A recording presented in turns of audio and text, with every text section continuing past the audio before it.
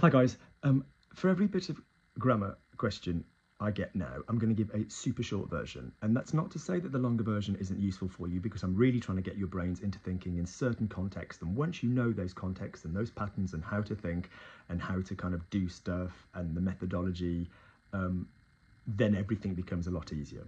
But for those of you that know that and just literally want this is this, when appropriate, I will give a super freaking abridged this means this video for the same topic. So Shamae has just asked 3 questions. She asked, first of all, can you please explain to me ne pas se faire prier?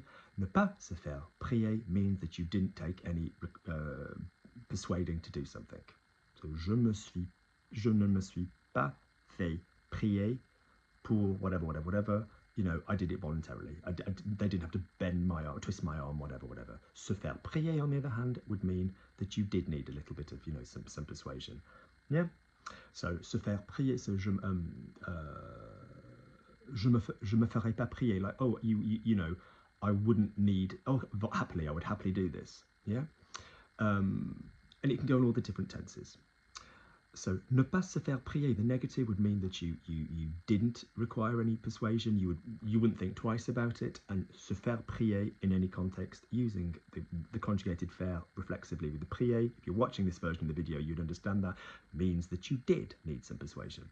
The next question was, Shamae asked, Luke, why have I just read je comprends que tu aies peur, subjunctive on the auxiliary, A-I-E-S, and that is because if you are adding an element of doubt, like I understand that you may well have been afraid, particularly in more kind of like soutenu, formal French, you can pop that subjunctive on, even if it is a verb where you wouldn't normally see the subjunctive. That's the kind of element there.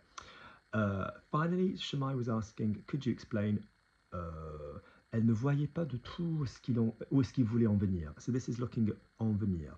So an example that Shamae has given, we're using vouloir en venir. So vouloir en venir is basically what are you driving at? What are you getting? What are you trying to get to? What are you getting at? Okay, what's your point? So it's, if you think about it figuratively, we're used to using arriver to get to a point. So je suis arrivé à comprendre, I managed to understand. So it's a little bit the same thing. It's using a verb of movement to describe where you're trying to get to. So je sais pas d'où, but it's where you, I don't understand kind of where you're coming from. Yeah, I don't understand what you're getting at. If you think about it quite literally, it's almost like that. Like, I don't understand where you're coming from. Yeah, like venir de somewhere, en venir. Like, I don't get your motivation on this, meaning I don't get where you're headed with it. Yeah, if that makes it make a little bit more sense. So, and it will be d'où est-ce que tu voulais en venir? So from where is it that you want to kind of come from? In other words, where were you headed to? Where you were driving? Because you need to know where you come from to know where you're headed to.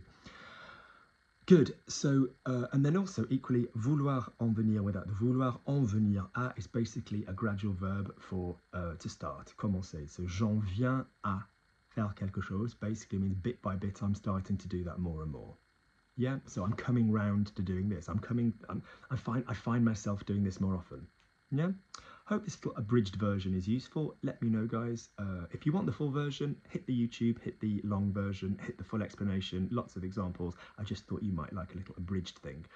Something I'm trying. All right, take care, guys. There's a Kofi link underneath if this was useful. Big kiss.